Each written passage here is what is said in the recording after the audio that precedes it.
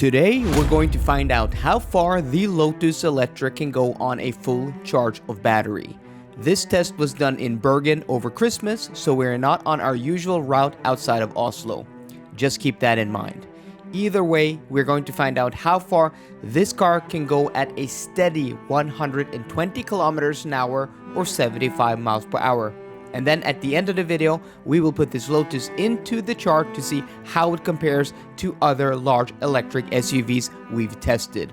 Will the first electric Lotus impress or disappoint? Today, we're going to find that out.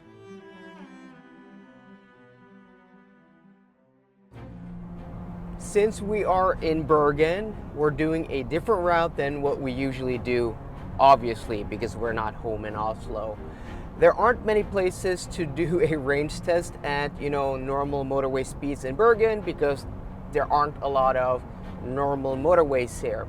There is one though, from Lagunen in Rådal to Os, which is basically tunnel all the way, like 10 kilometers tunnel.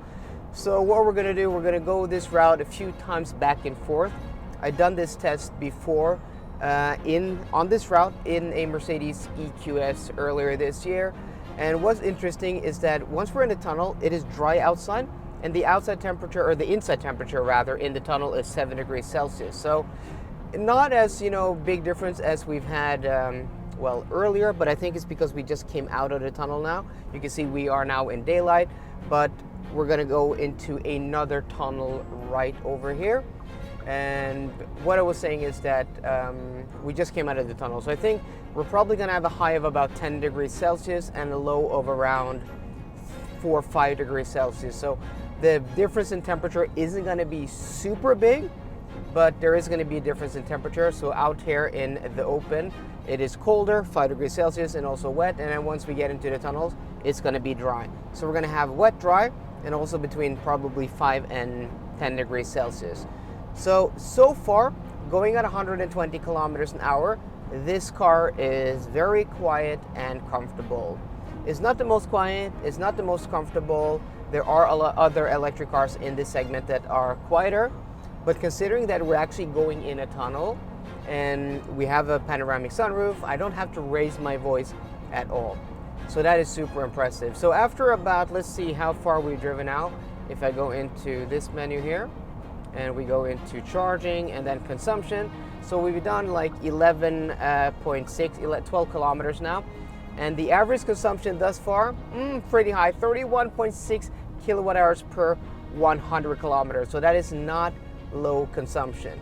So we're gonna go right up the road here, and then we're gonna turn around, and then we're gonna go back to where we started. We're probably gonna go 2 loops of this route, which is hopefully gonna accumulate to like 60 kilometers, something like that, 50, 60 kilometers, which isn't the perfect or ideal test, but it's gonna give us a good indication of the average consumption and the range of this Lotus Eletre S.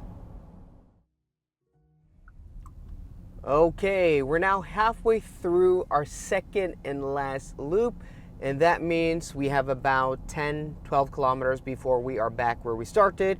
Add that to the 42 kilometers we've covered. That's gonna be about, 55 kilometers, which should do for this test. And average consumption, 28.2 kilowatt hours per 100 kilometers. So pretty high, not low. We are running in range mode, as you guys can see down there to the right in the driver display. So it's going to be interesting. Oh, we took a wrong turn. We should have gone. No, we're going over here. This is correct. Is this correct?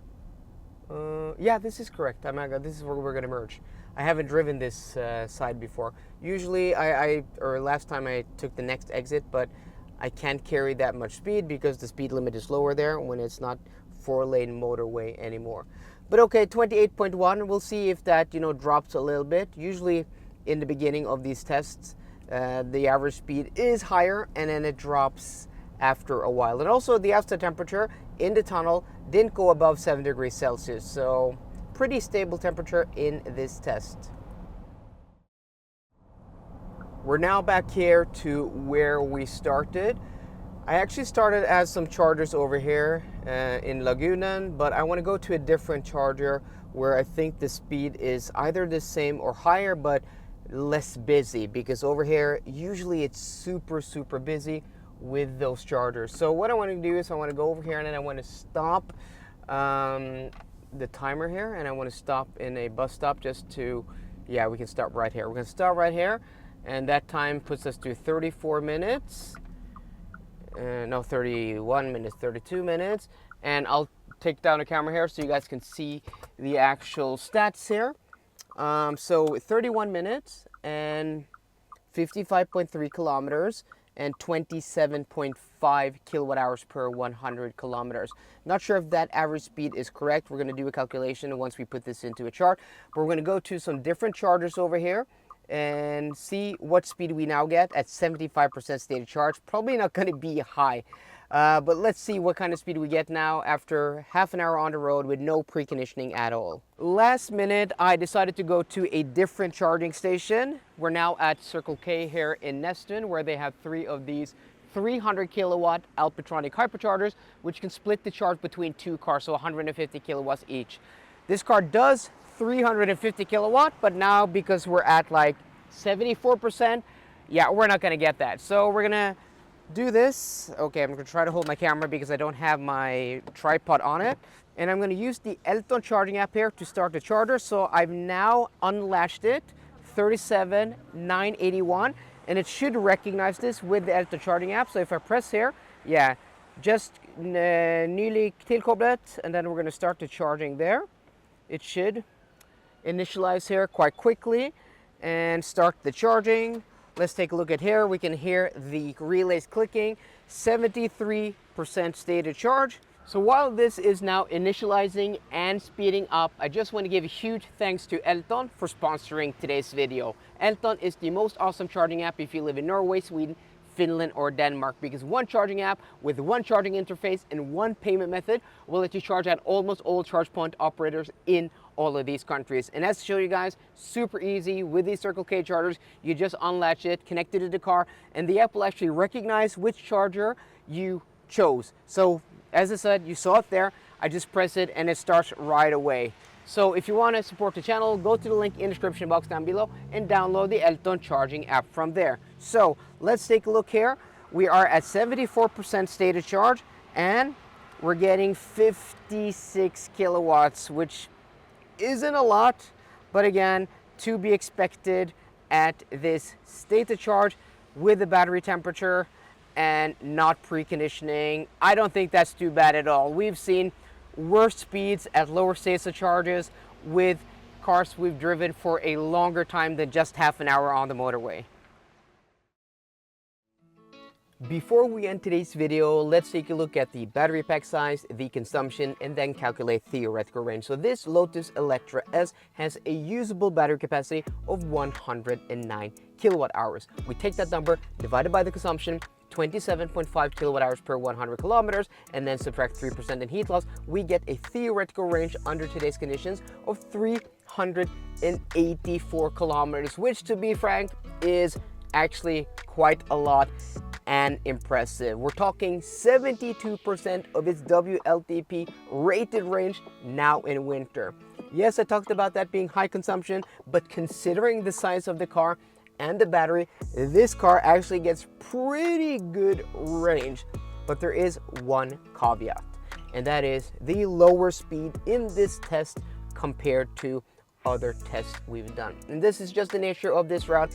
A little bit of traffic, we have to do 2 loops, and that means when we're doing these loops, we're going down to a very low speed, and that means that our average speed becomes a lot lower. But I think that still this is quite representative, because when we're going down to that speed, we also have to accelerate again, right? So we actually have to do 2 or 3 acceleration runs, when usually we only have to do 1.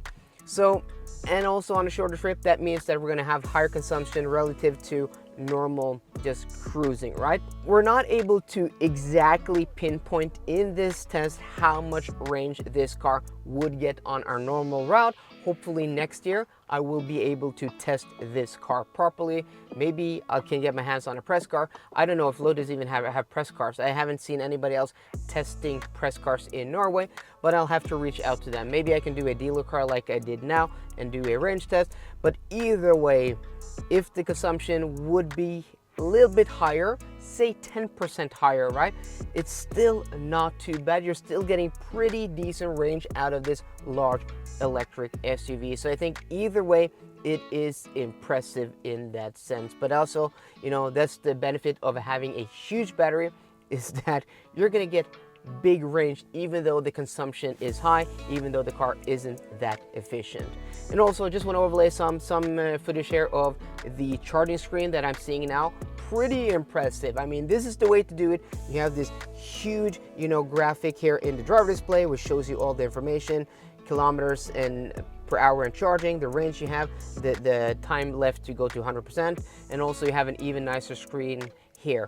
This is one of the best charging screens I've ever seen in any car. So far, pretty impressed by the Lotus Eletre. So guys, I hope you enjoyed today's video. If you did, please drop me a thumbs up down below. And for more car content, as always, please subscribe. See you guys later and goodbye.